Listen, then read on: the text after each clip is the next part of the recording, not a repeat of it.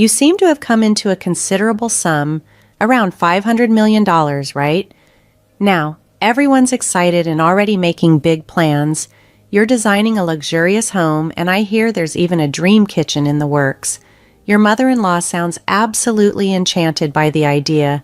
Meanwhile, your husband has decided to leave his job to start a business using what he believes is Cheryl's inheritance. But hold on a minute. Cheryl hasn't actually received any inheritance yet. You're contemplating quitting your job and diving into construction, but something doesn't add up. Why rush into these projects without any actual funds? It's quite clear you've come into some money, but let's consider a family vacation before we dive headfirst into building a house. How does a trip to Hawaii sound? As suggested by your father-in-law, adding another layer of complexity to the mix. It's as if they're planning to use the money you inherited from your mother for whatever they desire. The thought of it is infuriating. You're incredibly upset, yet unsure of how to handle the situation. Let's rewind to a few months ago to understand better how things unfolded. My name is Cheryl, and I'm a 36-year-old high school teacher. My husband, Jerry, who is 1 year my senior, works in an office. We've been married for 8 years, and shortly after we said our vows, our daughter Sarah was born. Life since then has been a hectic mix of work and family responsibilities. Today, we're planning to visit the hospital to see my mother. "Hey, Grandma, it's been a while," Sarah says as we arrive. My mom greets her with a gentle smile and runs her fingers through Sarah's hair. I notice she looks frailer, and her once vibrant face now seems a bit subdued. There's a man in a suit standing beside her bed. He gives me a nod when our eyes meet and then quietly exits the room. "Mom, who was that?" I ask, curiosity piqued. "Oh, just someone I know, nothing to worry about," she reassures me, her voice calm. She then turns her attention to us. "How have you been, Cheryl? And how's Jerry doing?" Her soft blue eyes sparkle as she smiles, reminding me of the strength she's always shown. She met my dad while he was working overseas in the import-export business. Moving to Canada to marry him, she embarked on the challenging journey of raising a child in a new country. Despite the difficulties, they managed it together, a testament to their resilience and love. Growing up, my mom was my biggest teacher, instilling in me the values and knowledge that now enable me to be a teacher myself. I'm deeply grateful for the loving and supportive upbringing my parents provided. Sadly, my father passed away a few years ago, and since then it's just been my mom, coping with her health issues and frequent hospital stays. She eventually passed on the family business to a relative and now spends most of her days in the quiet of the hospital room. "I'm doing well, Mom. Is there anything you need?" I asked during one of our visits. "Just having you and Sarah here is more than enough," she replies with a smile that warms my heart. After a bit of catching up, Sarah, who's 7 and at that challenging age of growing independence, eagerly shares updates about school and the latest book she's read. I'm proud of how she's developing. Even without my biased mom goggles, I see her as a bright and honest child. When Sarah and I return home, Jerry greets us with, "Hey, welcome back. How's my mom doing?" "Same as always," I respond, and then inquire about his day. "How was your seminar? I heard it was a good one." Lately, Jerry's been attending seminars on quitting his job to start a side hustle. It seems he's chasing after more money, even though we're managing fine with my teacher's salary. I'm not too thrilled about his growing obsession with financial gains, which I suspect he picked up from his parents. They've always been rather frugal, often asking us for small loans and rarely indulging in giving gifts, even for occasions like Christmas. Thankfully, they live far enough away that our interactions are limited. Despite this, Jerry is helpful around the house, which makes things manageable. I find solace in our simple life with my mom, Jerry, and Sarah. Then, one day, a call from the hospital changed everything. Mom's health had suddenly deteriorated, and she was in critical condition. We rushed to be by her side. With her last bit of strength, she looked at me and said, "Cheryl, I've always wanted you to be happy. Take care of Sarah." Her words echoed in my mind as we faced the reality of her fragile state. "She means everything. I love you." Those were her final words. My mom, who had devoted her life to raising me and had adored Sarah more than anything, left us with these tender words. At her funeral, seeing her serene expression, all I could manage were tears, and Sarah, standing by my side, cried alongside me. Sometime after Mom passed away, an envelope from a law firm arrived, marked with an unfamiliar return address. Inside, to my astonishment, was my mother's will, which left everything to me. Mom and I had never discussed the topic of inheritance, so the contents of the will came as a complete surprise. Holding the letter, I decided it was best to visit the law firm on my own to understand the details. Upon arriving, I was greeted by Mr. Roy, the attorney. "Hi, I'm Mr. Roy," he introduced himself. He wore glasses, the same man who had been in the hospital room when I visited my mom. "You were there when I visited my mom," I stated, recognizing him immediately. "Yes, we met briefly," Mr. Roy confirmed. "Your mom entrusted me with something very important," he added softly, his words almost bringing me to tears again. $500 million, I blurted out in shock upon hearing the figure he mentioned. "Yes, Cheryl. When your dad passed, you let your mom handle all the inheritance. Now, with what she saved and what she's left you, after taxes, that's the sum," Mr. Roy explained. I was aware my parents had been well off, but I had never involved myself with their financial matters or asked for money after getting married. "It's overwhelming," I admitted, feeling slightly dizzy from the revelation. "But I see it as a sign of love from my mom." "I'll leave it in your hands, Mr. Roy. My mom cared about you deeply, and she asked me to assist you if needed. Feel free to talk to me about anything," Mr. Roy offered kindly. "Thank you, I really appreciate it," I responded, nodding to Mr. Roy before leaving the room. As the 50th day memorial of my mother approached, Jerry, my husband, began to mention my mother's inheritance frequently. He knew they had been wealthy when we married, but his constant probing became increasingly uncomfortable, especially during my mourning period. Whenever I asked him to drop the subject, he would oblige, only to subtly bring it up again later. His persistence felt intrusive and out of place as I tried to navigate my grief. At her mother's memorial, the atmosphere was already emotionally charged when Cheryl's in-laws added another layer of complexity. Her father-in-law approached her with an offer. "Cheryl, if you're worried about handling the inheritance, we're here to help. We've been through our inheritance disputes. They can get pretty complicated, especially with unmarried siblings involved." Her mother-in-law joined in, eager to assist. "We're here for you, Cheryl." Despite their offers, Cheryl felt uneasy about involving them, as she had never relied on them in financial matters before. She managed only a vague response as they seemed to assume she needed their help. 2 months after her mother's passing, Jerry broke his silence on the matter.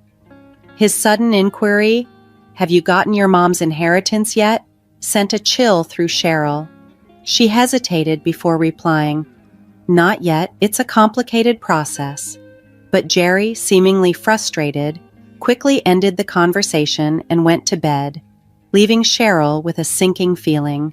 The next day, while Cheryl and her daughter Sarah were cleaning up after dinner, the doorbell rang. Sarah scurried to answer it, and Cheryl, peeking from the kitchen, saw her in-laws arriving with Jerry just returning from work. "Why are they here?" Cheryl whispered to Sarah, feeling a mix of surprise and anxiety. "It's okay, Mom. I'll go to my room," Sarah said, dashing off nervously. As Cheryl greeted her in-laws at the door, her father-in-law, Mr. Roy, burst in cheerfully, not waiting for an invitation. He grabbed a beer from the fridge and announced, "We're here to celebrate. You inherited over $500 million. We've even started building a duplex for all of us to live in, complete with your dream kitchen. Be happy, Cheryl." Her mother-in-law added dreamily, "Just imagine a beautiful duplex." Cheryl stood there, overwhelmed not only by the news of her inheritance, but also by their forwardness and the realization that decisions were being made about her life and finances without her consent. The situation was quickly spiraling beyond her control. I found out that Jerry had unilaterally decided to put down half of our savings and some of the money his parents had saved up for a loan, all in his name, but expected it to be covered by my yet-to-be-received inheritance.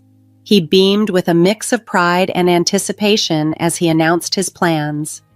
"I've quit my job and I'm starting a business with your inheritance," he said, as if it was all settled. I was stunned. "Wait a minute, what's going on? I haven't even received any inheritance yet, and you're talking about quitting your job and building a duplex?" "Let's not beat around the bush. It's clear you have an inheritance," Jerry argued, suggesting a celebratory trip to Hawaii amidst the unfolding chaos. As the conversation continued, it became evident that Jerry and my mother-in-law were on the same page, both eerily aligned with Mr. Roy's plans.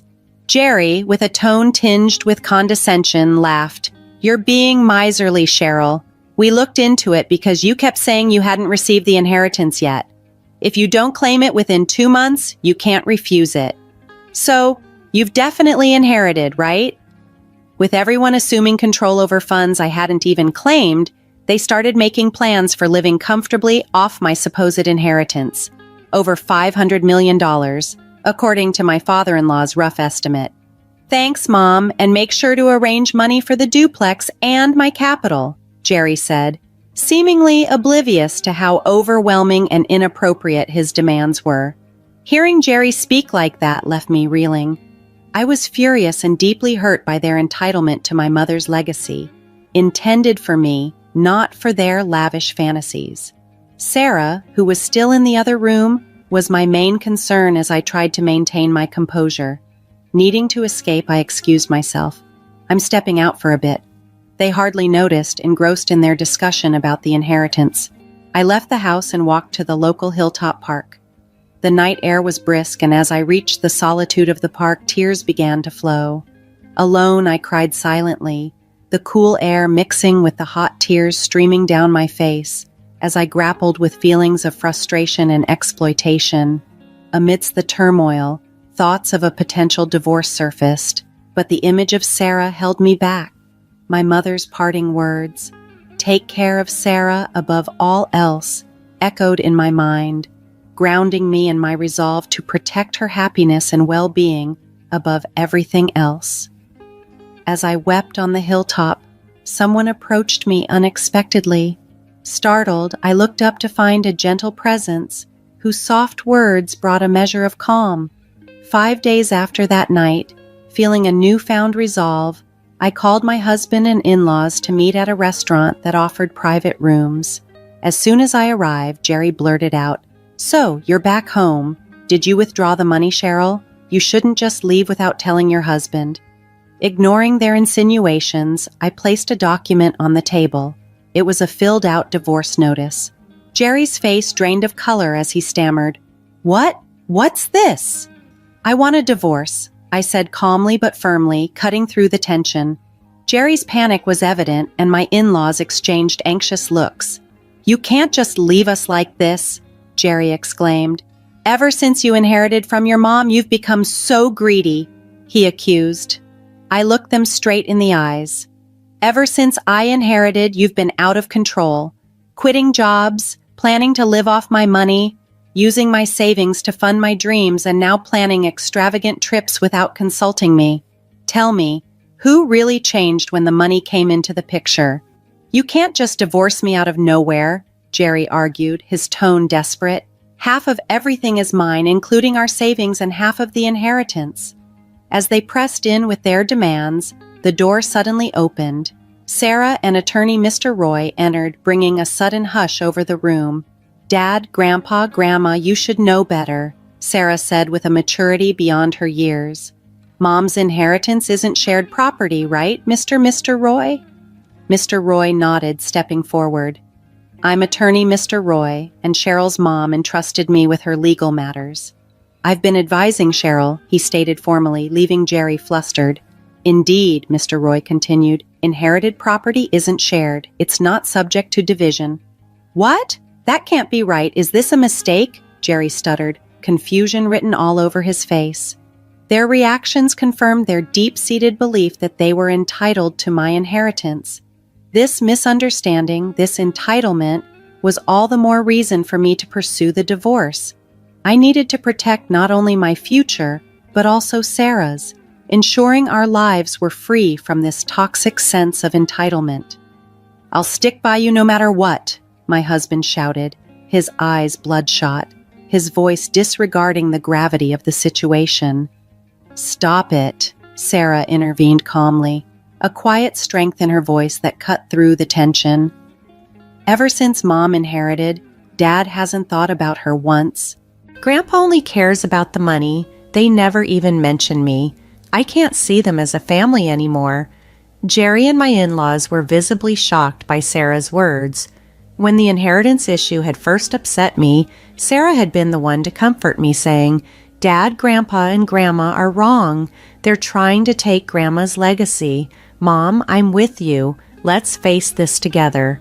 Bolstered by her support, I contacted Mr. Roy, our attorney, to arrange this very meeting. Sarah's declaration seemed to strike a chord, but Jerry attempted to sway her. "That's not true, Sarah. Dad wants what's best for you. Wouldn't you be happier with us?" My in-laws chimed in, "Children shouldn't interfere." With a look of resolute frustration, Sarah responded, "I'm going with Mom. I can't stay with you anymore." And she turned away decisively. "We've made our decision. Sarah and I will leave," I stated calmly, which only fueled Jerry's anger. "I've never cheated, and you can't force a divorce. I'll get a lawyer. We'll get that money," he threatened, his desperation palpable. "I'll handle it from here," Mr. Roy intervened quietly, his tone steady and reassuring. "The crux here is whether there are serious grounds for ending the marriage, quitting his job, using our savings without consent, making decisions unilaterally, and Sarah's expressed distress. These are multiple arguments to support our case. Additionally, your daughter has recorded evidence of all of you pressuring Cheryl for her inheritance. That should serve as compelling evidence." Jerry slumped, defeated, and my in-laws' faces went pale. After that, Sarah and I left the restaurant, our path forward clear. A year later, thanks to Mr. Roy's diligent efforts, my divorce from Jerry was finalized. Sarah and I moved into my mother's old house, finding peace and a fresh start, far from the conflicts and the greed that had marred the previous years. The strength and clarity that Sarah showed that day in the restaurant had set us on this new path, one that we walked together, strengthened by each other's resolve. Despite our fresh start, remnants of the past continued to surface, complicating our peace. Jerry sent numerous letters, each one a plea for reconciliation. More disconcertingly, he was seen near Sarah's school, an act that felt too close for comfort. Concerned for our safety and privacy, we sought legal measures. With the steadfast help of Mr. Roy, our attorney, we managed to secure a restraining order against Jerry. This decisive action helped dampen the unwanted intrusions and restored a measure of peace in our lives. In our challenges, we heard through the grapevine that Jerry and my in-laws had proceeded with their plans and built the duplex they had envisioned. Yet life in their new home was not as idyllic as they had hoped. My in-laws, previously retired, found themselves compelled to rejoin the workforce, taking up positions at a local factory to make ends meet.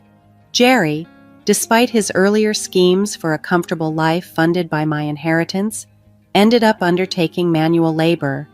Neighbors whispered that the walls of the duplex often echoed with the sounds of constant arguments, making the family somewhat unpopular in their new community.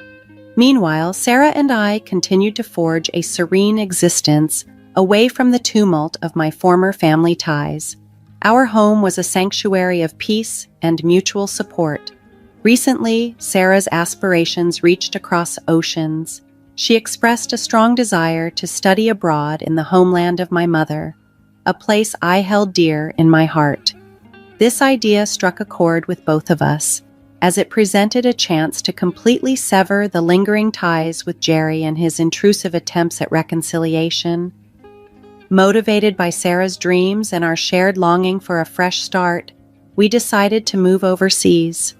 We used a portion of my mother's inheritance to facilitate this new chapter in our lives, a decision I believe my mother would have wholeheartedly supported. Sarah adapted wonderfully to her new school, thriving academically and socially in a way that filled me with immense pride. I, too, found fulfillment in securing a position as a teacher in our new home, embracing the opportunity to shape young minds while also rebuilding our lives. As we settled into our routine in this new country, the tranquility and stability we experienced were profound. Each peaceful day reinforced our decision to leave behind the past and embrace the future. With hope in our hearts, we look forward to continuing our journey in this new land, confident in the support we have for each other and optimistic about what the future holds.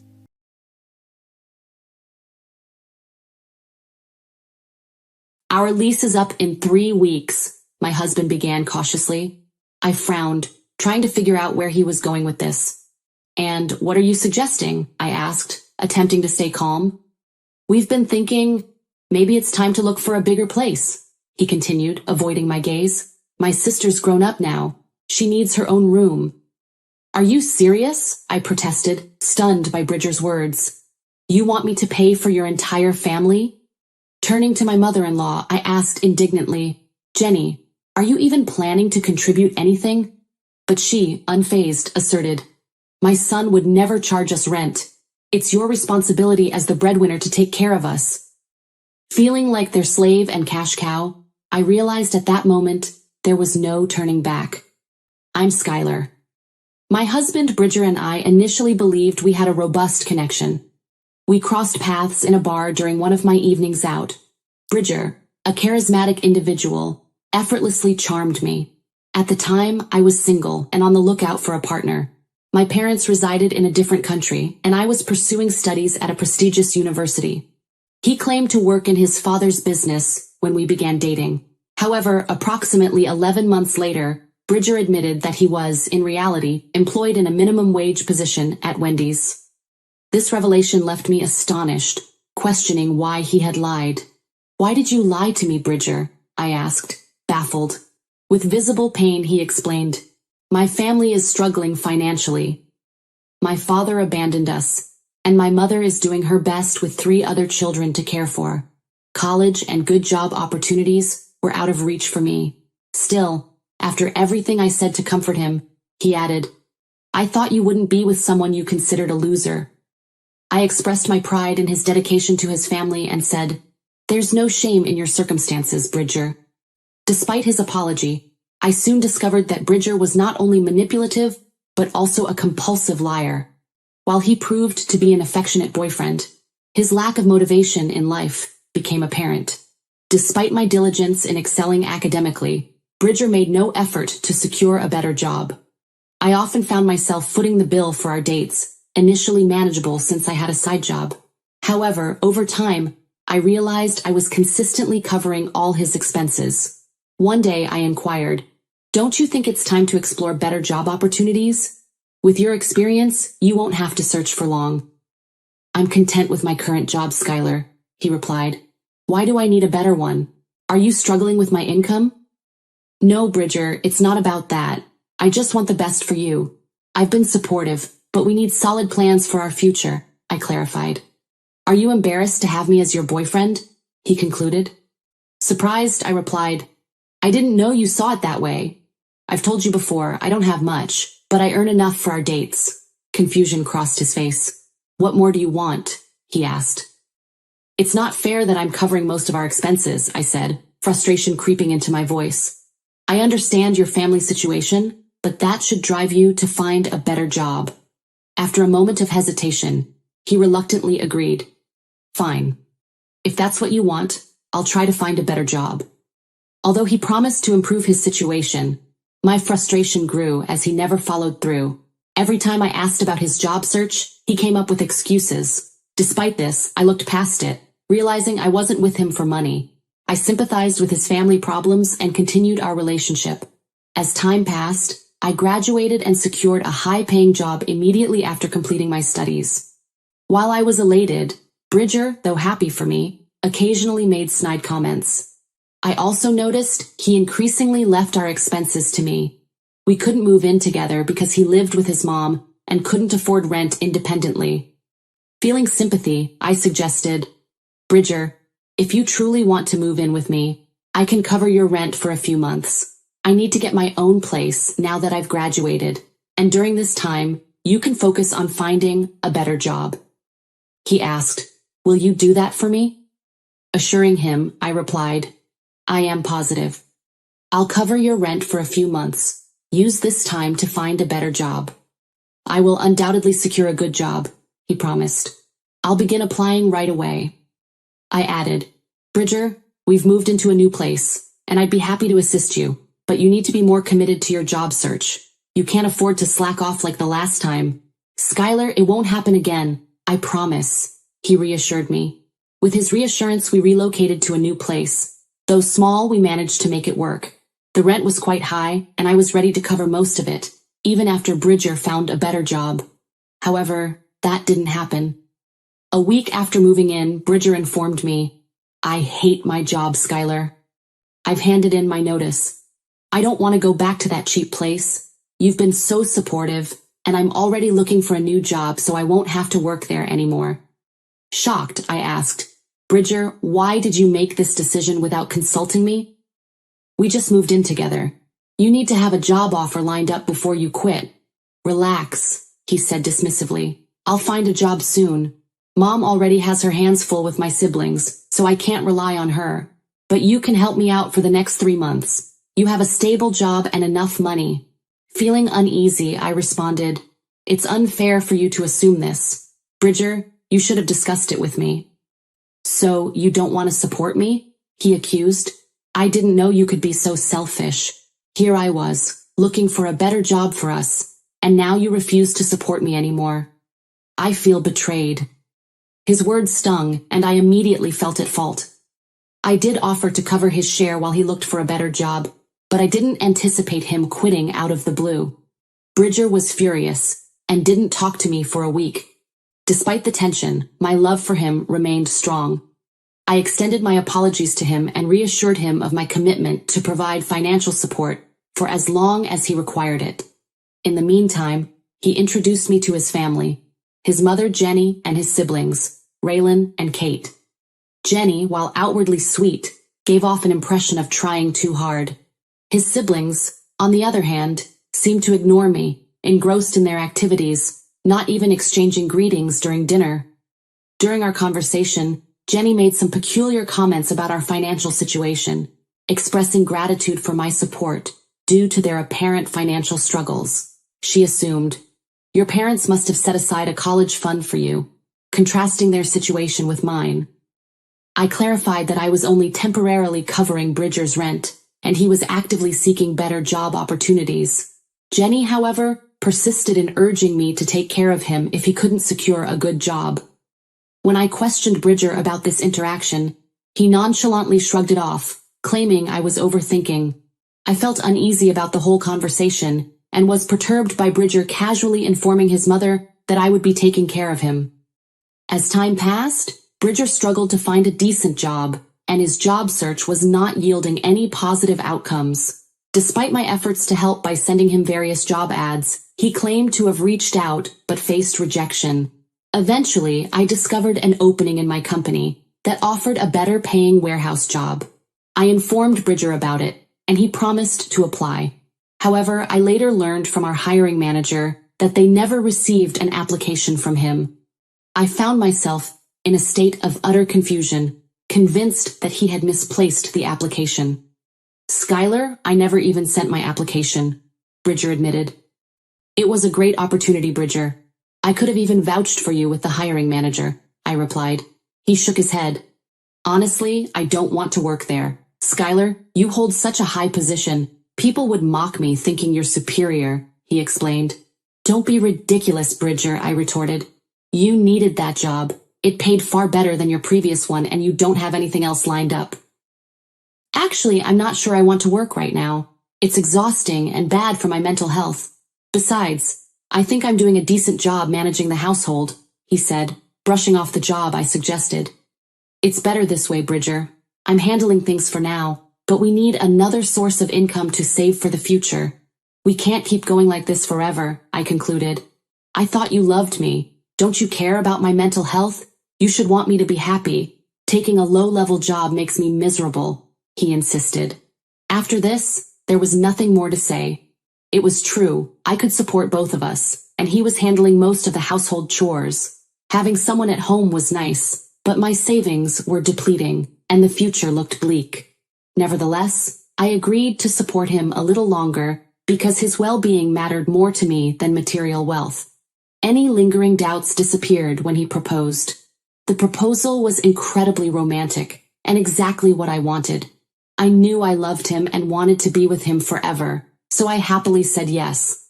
I even footed the bill for our small wedding at a friend's property. We couldn't invite many people, but we were content. Unfortunately, things soured after the wedding. He remained unemployed and showed no inclination to find a job. I tolerated it until he stopped contributing to household chores altogether, spending his time playing video games. After my work hours, I'd toil through the night, cleaning up after him. His siblings occasionally helped with the pantry, but expenses were hard to manage. I confronted him one evening. You're not helping, Bridger. You've stopped contributing to chores. I'm exhausted when I get home from work, and you need to do more, I said, exasperated. I'm already doing enough, Skylar, he snapped. You shouldn't complain so much. Working at home is tiring, and you can't expect me to do everything for you. But you're not even helping out. Can't you ask Raylan for assistance? I retorted.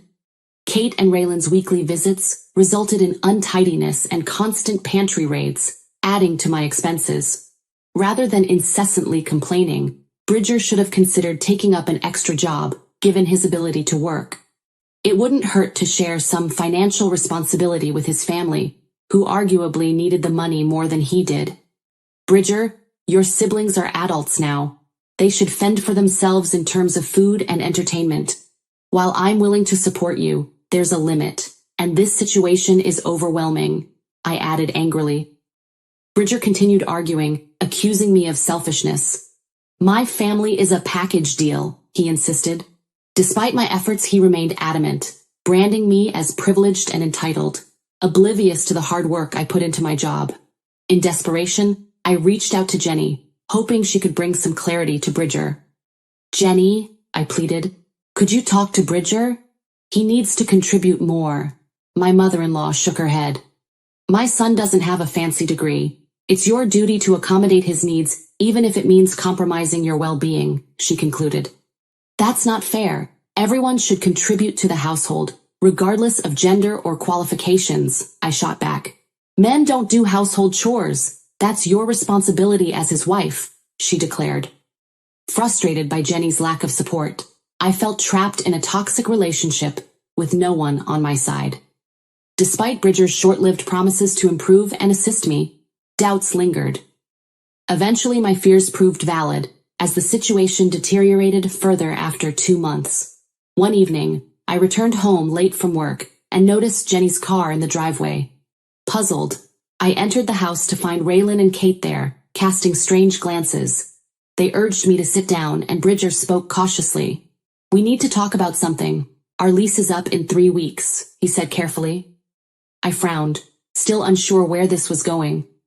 And what are you suggesting? I asked, trying to stay calm. We've been thinking, maybe it's time to look for a bigger place, he said, avoiding my gaze. Kate's grown up now. She needs her own room. The idea was for all of us to move into a larger space, and I was tasked with finding a new property. Stunned, I protested. Are you serious? Do you want me to pay for your entire family?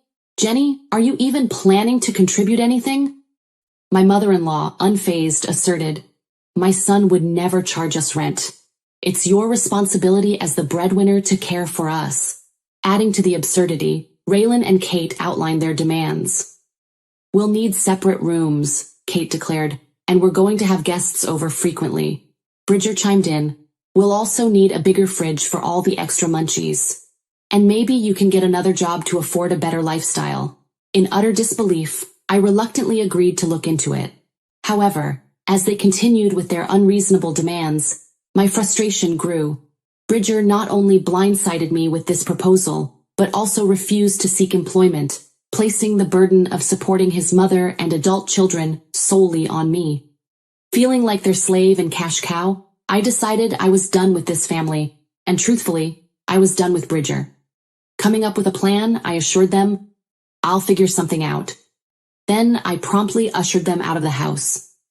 In a last-ditch effort, I spoke to Bridger, hoping to salvage some semblance of my marriage.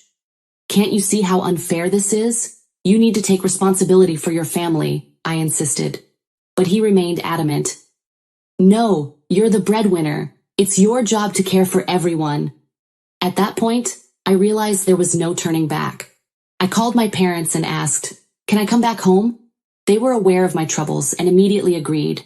Following that, I requested a transfer at work, knowing there was an opening in my hometown. It provided the incentive I needed, and slowly, I planned the move. Since only my name was on the lease, ending the agreement was smooth. The landlord cooperated, agreeing not to inform Bridger. As the month neared its end, I booked a ticket back home without informing anyone. After reaching my parents' house, Bridger bombarded me with calls, accusing me of selfishness. "Where the hell are you? Your things are gone and the landlord is telling me to empty the house." "What is going on?" he exclaimed. "I'm back in my home country, Bridger. Away from you for good," I replied.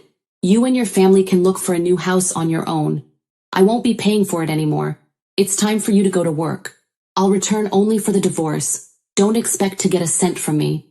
"You can't do that. You can't make us homeless. Come back and make this right. I demand you return."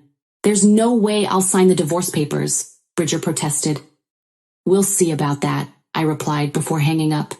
Despite blocking calls and texts, Bridger, his mother, and siblings continued pestering me. A week later, Jenny reached out from an unknown number, her voice desperate. "Please help us. We've become homeless. We thought you'd take care of the lease. We're living out of our cars with no money." Despite their pleas, I stood firm. Bridger tried unsuccessfully to find a job. Even voicemails and messages attempting to win me back were blocked. In my old home, near my retired parents who never liked Bridger, life improved significantly. My father even promised, "We'll get you a good lawyer to finalize the divorce." While I plan to return eventually, for now I'm taking things slow. Calls and texts from Bridger and his family eventually stopped, possibly due to financial constraints. Regardless, I felt liberated from my toxic husband and was enjoying a fresh start.